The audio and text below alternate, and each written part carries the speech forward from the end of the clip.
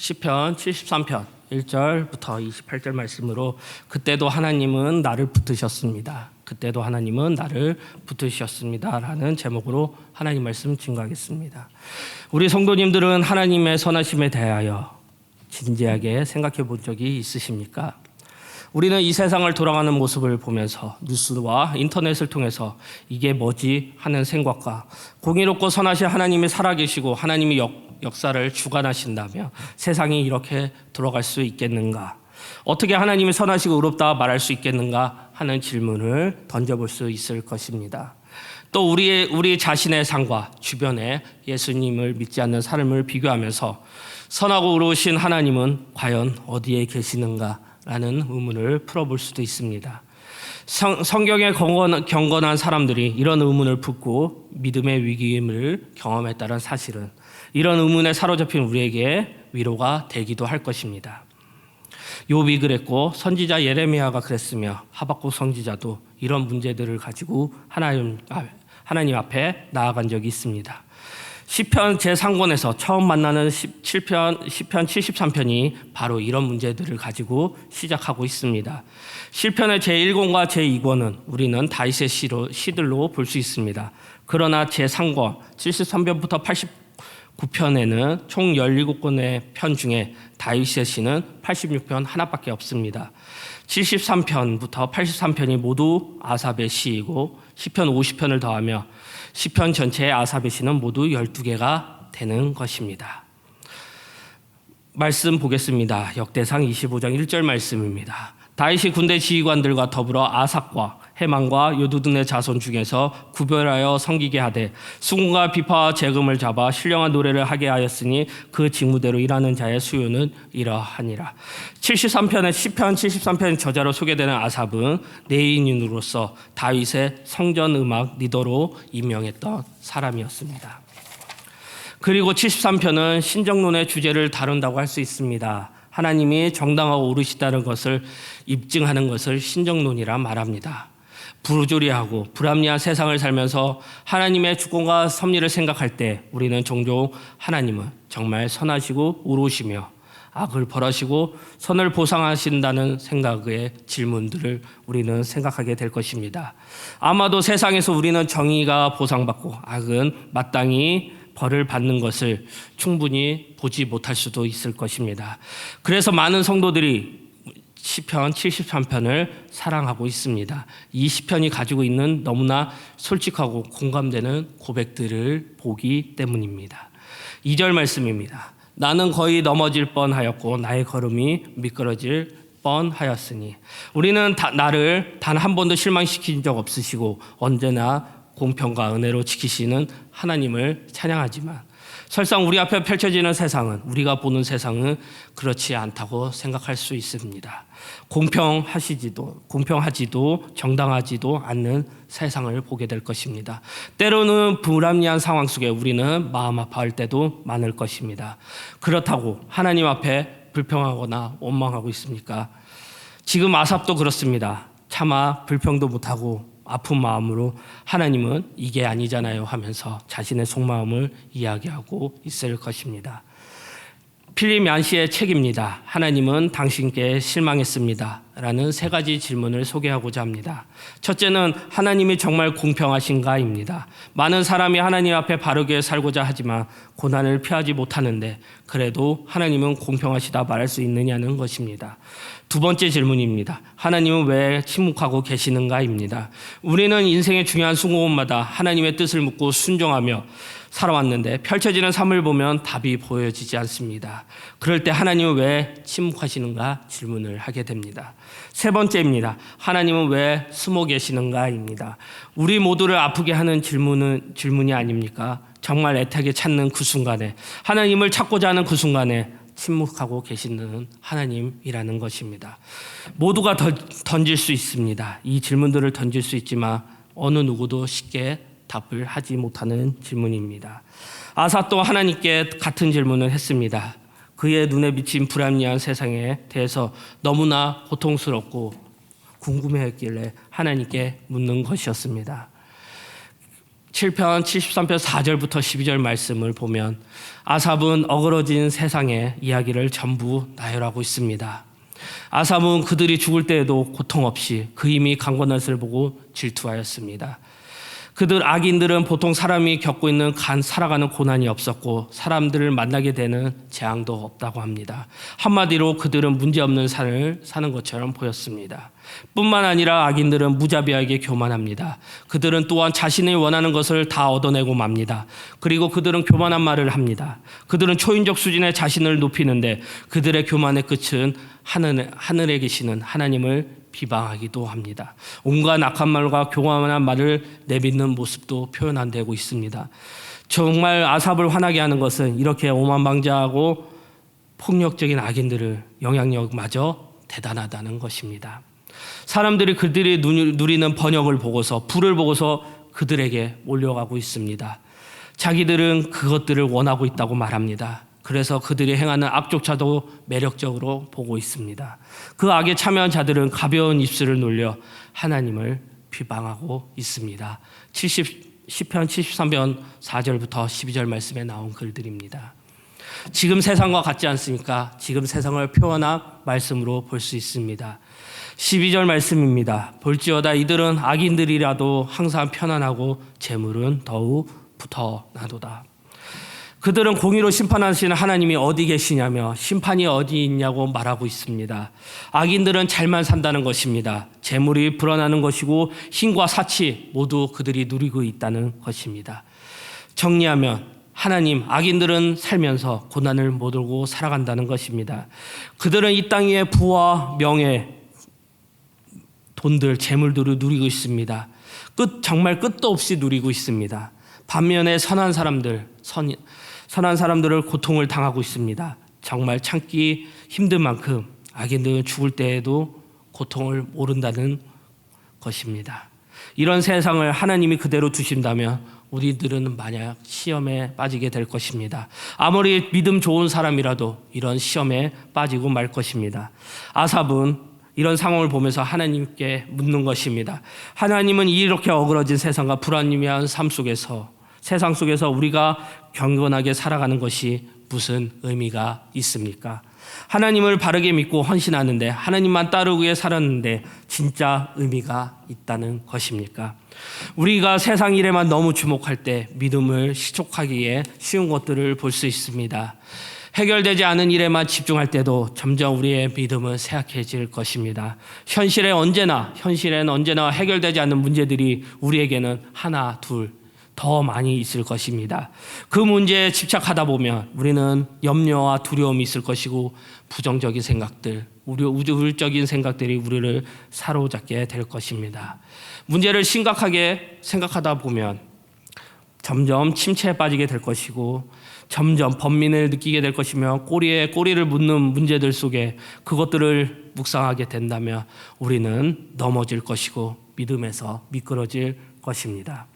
종일 업무에 시달리고 많은 일들 속에서 세상 일 속에서 정신을 쏟으며 우리가 퇴근하고 저녁 부르면은 우리의 믿음이 연약함을 허약해짐을 볼 수 있습니다. 너무나 바쁘게 하루를 돌아가다 보면 말씀 보고 기도할 시간 내는 것도 힘들어질 수도 있습니다. 그렇게 하루 이틀 지나다 보면 우리의 믿음이 흔들리고 넘어지고 우리는 미끄러질 것입니다.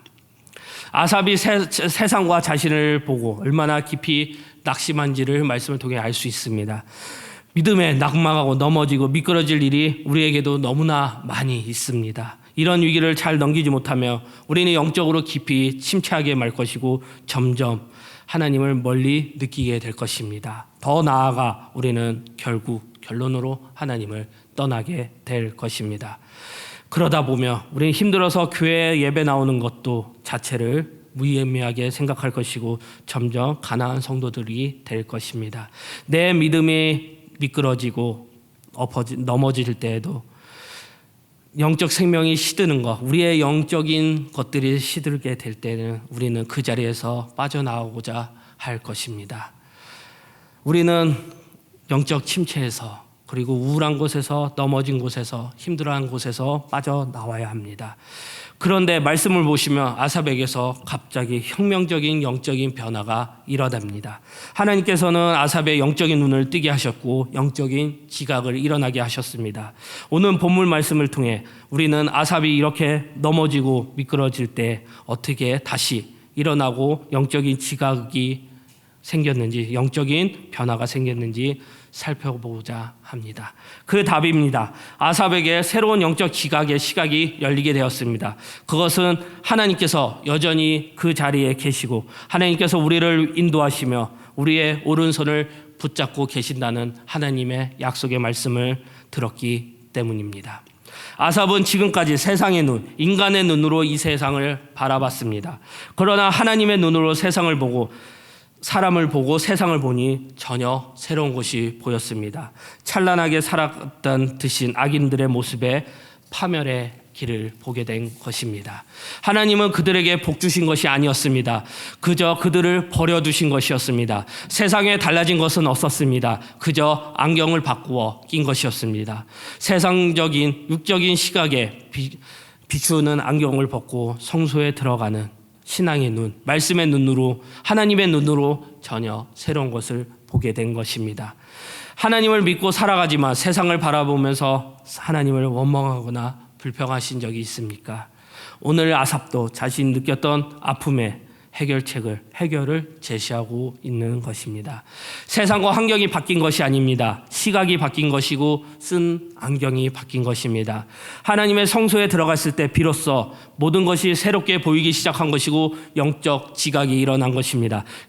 그 영적 임재가 완전히 하나님께서 주시는 모든 것들이 아삽을 덮었을 때 정말 아름다운 고백이 나옵니다.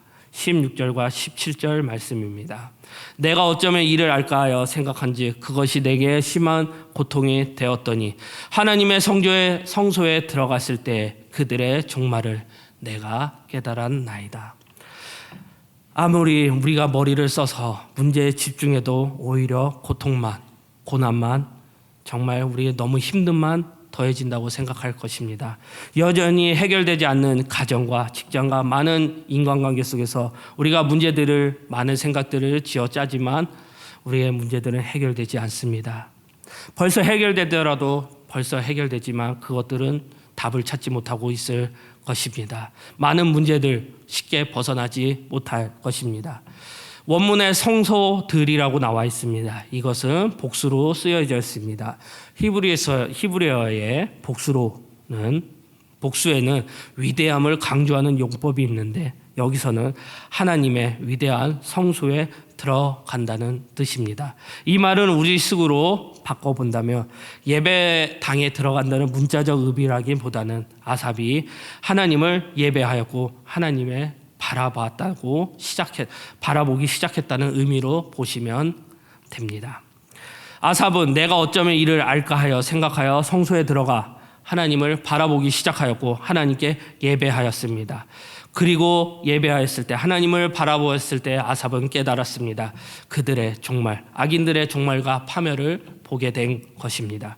아삽은 하나님을 바라보았거나 선포된 말씀을 들었을지 모릅니다.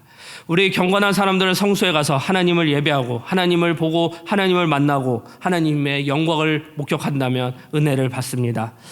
여기서 아삽은 처음으로 하나님을 언급하기 시작합니다. 마찬가지입니다. 우리 신앙인들, 그리스도인들은 하나님께 예배할 때, 하나님을 바라보기 시작할 때, 하나님께 구할 때 우리의 시각이 바뀌고 영적인 지각이 열리게 될 것입니다. 아삽이 하나님을 만나고 하나님을 예배할 때 영적 지각이 열렸습니다. 아삽에게는 신비한 경험을 하게 된 것입니다.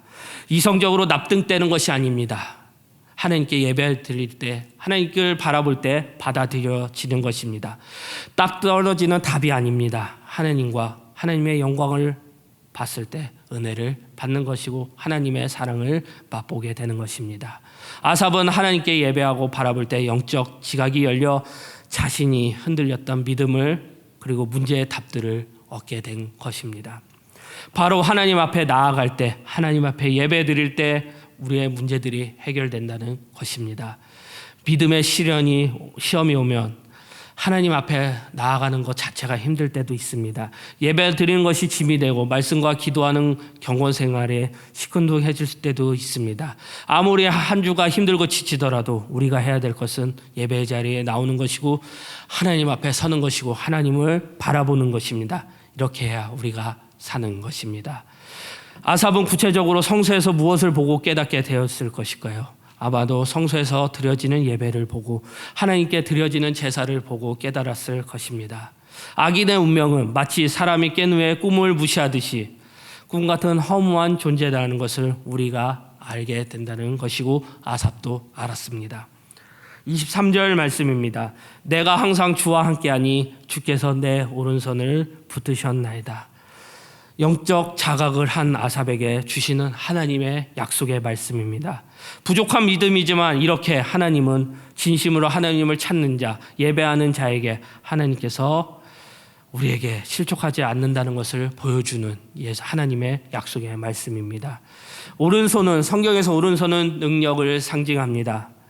정말 위대한 고백 아닙니까? 눈을 뜨고 나니 하나님께서 나와 함께 계시고 정말 하나님께서 나와 동행하여 주시고 나에게 힘을 주신다는 것입니다.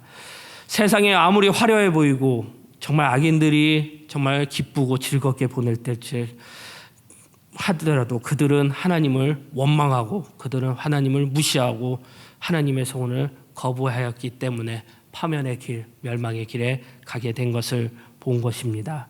아삽은 연약하고 부족하지만 그런 내 손을, 우리의 손을 꽉 잡고 계시는 하나님의 약속의 말씀을 들었습니다. 내 인생을 돌아보면 순간순간마다 하나님 앞에 범죄한 죄 많은 허물 많은 삶이지만 하나님을 정말 쳐다보지 못할 죄인이지만 죄 짓는 그때도 하나님께서는 우리를 여전히 손붙잡아 주시고 있는다는 것입니다. 그리고 천국으로 우리와 함께 동행하여 주신다는 것입니다. 그런 하나님을 아삽은 본 것이고 그 약속의 말씀을 믿은 것입니다. 성도의 견인이라는 말이 있습니다. 하나님은 한 번 택하신 당신의 백성, 하나님의 백성을 천국에 이를 때까지 절대로 놓지 않고 인도하신다는 뜻입니다.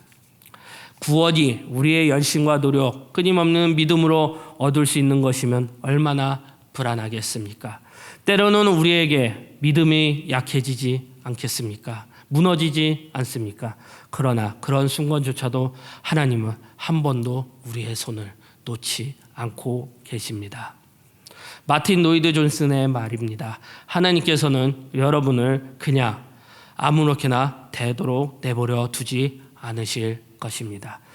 하나님께서는 우리들을 아무렇게나 되도록 절대 내버려 두지 않으십니다.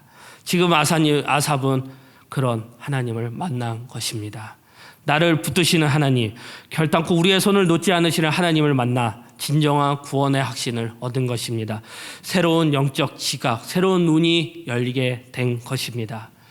자기 자신에게 임한 하나님 때문에 우리는 무너질 때도 있습니다. 하나님을 부인해야 하나 순간이 올 때도 있습니다. 그때 기억하시기 바랍니다. 조금만 있으면, 조금만 참으면, 조금만 인내하면 하나님이 우리와 함께 하신다는 그 사실을 알게 된다는 그 사실을 아시기 바랍니다. 지금 너무나 근심되고 힘들고 무너지고 미끄러질 것 같지만 우리가 하나님을 보게 된다면 우리가 하나님과 교제 속에 누리는 기쁨을 빼앗을 자가 없을 것입니다. 우리가 워낙 인내심이 없기 때문에 조금 기다리는 것이 너무나 길어 보일 수도 있습니다. 하지만 하나님의 약속은 변함이 없습니다. 그리고 우리의 마음에 기쁨이 있을 것입니다. 악한 세상을 보면 하나님을 믿는 사람이 없습니다. 하지만 우리는 하나님을 믿는 사람이 되어야 합니다. 약속에 맞는 약속의 말씀을 믿는 사람이 되어야 합니다. 아무리 고난이 오더라도 하나님과 함께 하시는 것, 진짜 믿음이 강한 사람들은 믿음과 고난이 강하게 될 것입니다. 하나님과 함께하는 것은 복이라고 했습니다. 우리가 성소에 나아간다면, 하나님을 바라보게 된다면, 하나님을 찾는다면, 하나님께 예배한다면 우리에게 반드시 응답해 주십니다. 중요한 것은 우리가 어떤 사역을 한 것이 아니라 매일매일 하나님을 우리가 바라보는 것, 마음에 품고 사는 것이 중요한 것입니다. 하늘에서도 땅에서도 우리가 유일하게 바라봐야 할 곳은 오직 하나님뿐이십니다. 유일한 하나님을 우리 마음에 우리가 맨날 바라본다면 세상 모든 것이 다 사라진다 해도, 세상의 모든 것을 누리는 것이 다 사라진다 해도 우리가 누릴 것은 하나님의 백성으로서 천국에서 누리는 교제의 기쁨일 것입니다. 반대로 하나님 손에서 떨어진 인생을 살게 된다면 하루아침에 모든 것들이 멸망과 파멸의 길일 것입니다. 육체의 마음이 다 쇠약해 나이가 올 것입니다. 그러나 우리가 무너진다 해도 우리의 반석 되신 하나님 때문에 우리는 이 자리를 굳건하게 다시 설 수 있습니다. 세상이 다 가져간다 할지라도 하나님이 함께 하시면 우리는 모든 것을 다 누리게 될 것입니다. 하나님이 침묵하고 것 같습니까? 그럴 때에도 우리는 하나님이 우리를 잊지 않는다는 것, 하나님은 여전히 그 자리에 계신다는 사실을 믿으시기 바랍니다. 어떤 기도보다도 우리는 이런 기도를 해야 합니다. 하나님, 저는 하나님을 바라보고 싶습니다. 하나님을 원합니다. 하나님께 예배하고 싶습니다. 하나님을 믿으면서 세상을 불허하는 것이 아니라 하나님 한 분만으로 충분한 만족을 누리고 살고 싶습니다. 하나님으로 저의 마음과 저의 모든 것을 가득 채워 주시옵소서. 오직 하나님만 바라보고 예배하게 하소서라고 우리의 기도가 되어야 합니다. 이사야 41장 13절과 이사야 63절 12절 말씀입니다. 이는 나의 여호와 너의 하나님이 내 오른손을 붙들고 내가 이르기를 두려워하지 말라, 내가 너를 도우리라 할 것임이라.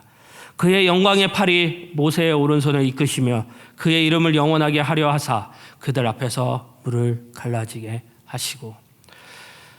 내가 하나님과 함께 하시면 하나님께서 나의 오른손을 붙드신다고 합니다. 여기서 중요한 것은 내가 붙드는 것이 아닙니다. 하나님께서 내 오른손을 붙들고 계시는 것입니다. 하나님께서 나에게 힘을 주시며 나를 세우시고 나를 일으켜 세워주신다는 것입니다. 내가 하나님을 붙드는 것과 하나님이 나를 붙드는 것은 차이가 있습니다. 내가 붙드는 것은 내 마음대로 놓을 수 있고 그 힘이 약해질 수 있습니다. 그러나 하나님께서 우리를 붙들어 계시며 언제나 놓지 않고 계십니다. 하나님과 함께할 때 하나님께서는 우리에게 은혜를 주시며 무한한 사랑을 주십니다. 절대 우리의 오른손을 놓지 않고 끊지 않으십니다. 다시 말씀 보겠습니다. 23절 말씀입니다. 내가 항상 주와 함께하니 주께서 내 오른손을 붙드셨나이다. 하나님은 언제나 우리와 함께 하십니다. 그리고 우리의 오른손을 붙들고 계십니다. 하나님께서는 우리에게 능력을 주시고 은혜와 사랑을 주십니다. 잊지 마시기 바랍니다. 아삽에게 새로운 영적 지각의 시각이 열리게 되었습니다. 그리고 아삽은 행동하게 됩니다. 하나님께서 아삽에게 주신 부르심과 사명과 약속이 있다는 것입니다. 그것은 주의 모든 행적을 전파하라는 것입니다. 그리스도인들, 하나님을 믿는 자들에게 이 어그러진 세상 속에서 무엇을 해야 하는지 알려주고 계십니까? 아삽은 하나님께 가까이 함으로 내게 복이 있도다고 선언합니다. 진짜 복은 하나님과 가까이 하는 것입니다. 하나님과 함께 하는 것입니다. 우리가 살아서 재물을 많이 쌓고 부와 명예가 있더라도 건강할지라도 문제없이 사는 것이 복이라고 착각할 수도 있습니다. 그러나 그건 답이 아닙니다. 진짜 복은 하나님께서 우리와 함께 하는 것, 가까이 사는 것입니다. 말씀 따라, 약속 따라, 부르심 따라 순종하며 행동하는 것입니다. 27절과 28절 말씀입니다. 무릇 주를 멀리하는 자는 망하리니 음녀같이 주를 떠는 자를 주께서 멸하셨나이다. 하나님께서 가까이 함은 내게 복이라. 내가 주를 여호와를 나의 피난처로 삼아 주의 모든 행적을 전파하리이다. 28절 하나님께서 가까이 함은 내게 복이라. 내가 주 여호와를 나의 피난처로 삼아 주의 모든 행정을 전파하리이다. 무릇 주를 멀리하는 자는 망합니다. 주를 멀리하는 자는 어떤 자에 대하여 음녀와 같다고 표현하고 있습니다. 음녀 같다는 것은 결핍되어 소멸된다는 뜻입니다. 하나님을 멀리하는 자는 그들의 인생 길에서 그들이 나아갈 길에 길을 잃게 될 것이고 결론적으로 파멸될 것이고 길이 없기 때문에 지옥의 길로 간다는 것입니다. 그들에는 생명이 없습니다. 그들에게 나아갈 길을 잊어버렸기 때문에 모든 것은 절망입니다. 오직 하나님께만 생명이 있고 복이 있습니다. 우리가 나아갈 길을 하나님 안에서만 찾아야 되고 발견되어야 합니다. 그 발견되는 것은 하나님이 함께 하시는 거고 동행하시기 때문에 우리는 알게 될 것입니다. 아삽은 세상을 바라보며 원망과 낙심, 실망 대신 하나님의 약속, 부르심을 발견하게 되었습니다. 이것은 우리 그리스도인들, 믿는 자들이 가져야 될 눈입니다. 아삽도 그랬습니다. 이 어그러진 세상을 살면서 원망과 불평 속에 살아갈 뻔했지만 하나님을 만남으로, 하나님을 바라보는 분으로, 하나님께 예배함으로 그의 삶은 변하였고 하나님의 주신 약속을 받아들였습니다. 그 약속은 주의 모든 행적을 전파하리라고 고백하고 있는 것입니다. 똑같습니다. 하나님께서 우리에게 주신 약속이 있습니다. 하나님께 우리가 예배할 때, 하나님께 바라볼 때 하나님께서는 우리에게 주의 모든 행정을 전파하라고 말씀하십니다. 이 땅에서 선교사님들이 인생을 고결하게 복음에 던진 사람들이 너무나 많습니다. 그들의 역사가 곧 기독교의 역사이고 그들의 생명에 다해 전한 십자가의 복음이 우리가 이 자리에서 예배드리게 한 것이고 교회를 세우게 한 것이고 복음을 전하게 한 것입니다. 그들이 따른 것은 무엇입니까? 하나님께서 말씀하신 약속의 말씀, 주의 모든 행적을 전파하리라는 말씀 때문에 선교사님들이 죽음을 무릅쓰고 이 땅 가운데 나아오게 된 것입니다. 7편, 10편, 73편은 하나님을 향한 간절한 마음, 애절한 질문이자 이 땅에 존재하는 가장 아름다운 시편일 것입니다. 세상이 아무리 불합리해 보여도, 악인이 잘 사는 것처럼 보여도 그것은 사실이 아니었습니다. 참으로 행복한 사람은 하나님의 하늘의 기쁨, 천국의 기쁨, 하나님과 교제하는 기쁨을 아는 것입니다. 하나님께 붙잡힌 사람이고 하나님께 복받는 자입니다. 하나님을 소유하고 모든 것을 소유한다는 것을 깨달으시기 바랍니다. 이것이 복입니다. 생각처럼 인생이 펼쳐지지 않을 때, 세상이 불합리를 보일 때, 억울해 보일 때, 오해받을 때, 우리는 가슴이 무너질 때 우리는 하나님 앞에 나아시기 바랍니다. 하나님을 만나시기 바랍니다. 하나님을 찾으시기 바랍니다. 하나님을 가까이 하는 복의 이유는 그분이 여호와 하나님이십니다. 하나님은 선하신 분이며 죄를 미워하시며 회개하시는 자들에게 정말 축복해 주시고 구원하여 주십니다. 이것이 하나님의 사랑과 은혜입니다. 우리를 망하고자 하는 것이 아니라 하나님은 우리를 살리고자 하십니다. 그럼에도 여전히 하나님을 믿지 않고 순종하지 않는 자들은 하나님께서 벌하시고 그들은 하나님의 심판의 길에 나아가게 될 것입니다. 성소에 들어가 하나님을 만나고 하나님께 예배하고 하나님의 영광을 보며 은혜 받는 사람은 당연히 받을 수 있는 사람이라고 우리는 선언할 수 있습니다. 이제 어떻게 살아야 할지, 무엇이 정말 중요한지 우리는 아삽은 알게 되었습니다. 그것은 하나님의 모든 행적을 전하는 인생을 사는 것입니다. 전임 사역자가 된다는 것이 말이 아닙니다. 우리의 일상, 하나님의 부르신 자리가 있습니다. 자신들이 살아가는 목적이 무엇인지 알아야 된다는 것입니다. 하나님의 부르신과 사명, 소명을 알라는 것입니다. 자기의 자리에서 자기의 목소리로 자기의 얼굴과 태도로 하나님의 선하심을 드러내며 하나님의 약속을, 하나님의 나에게 주신 은혜와 사랑을 전하며 살아야 된다는 것입니다. 이런 것이 전도와 선교일 것입니다. 이런 전도와 선교 가운데 많은 열매가 있을 것입니다. 필리암 씨, 아까 질문 3가지가 있었죠. 그 책의 답입니다. 하나님께 당신께 실망했습니다. 책에서 모든 질문을 마치고 하나님께 고백하는 내용입니다. 당신의 하나님의 사랑을 느끼지 못할 수도 있지만 그렇다고 해서 하나님이 당신을 사랑하시지 않는 것이 아닙니다. 하나님은 당신을 훨씬 나쁜 곳에서 보호하시고 당신에게 더 좋은 곳을 주시고 당신이 미처 알지 못한 당신의 필요를 채워주시기 위해 당신의 고통 중에 있도록 두시는 것인지 모릅니다. 하나님이 아무것도 하시지 않는 것처럼 보인다고 해서 당신을 잊은 것이 아니며 이는 오히려 당신에 대한 하나님의 높은 뜻과 사랑을 나타내 줍니다. 하나님의 마음과 뜻을 아시기 바랍니다. 하나님의 사랑과 은혜를 보게 된다면 우리에게 할 일이 있습니다. 하나님의 사랑과 은혜를 모든 행적을 전파하는 것입니다. 전해야 하는 것입니다. 이것이 우리의 할 전도의 선교의 목적이며 전도의 목적입니다. 디모데후서 4장 17절 말씀입니다. 주께서 내 곁에 서서 나에게 힘을 주심은 나로 말미암아 선포된 말씀이 온전히 전파되어 모든 이방인이 듣게 하려 하심이니 내가 살자의 입에서 건짐을 받았으니라. 하나님은 우리의 피난처 되십니다. 우리가 할 일은 주의 모든 행적을 전파하는 것입니다. 하나님께서 우리를 이 땅 가운데 부르셨습니다. 하나님의 말씀이, 구원의 말씀이, 생명의 말씀이 전파되기를 원하십니다. 우리가 해야 될 일이고 하나님이 우리를 이 땅 가운데 부르신 일입니다.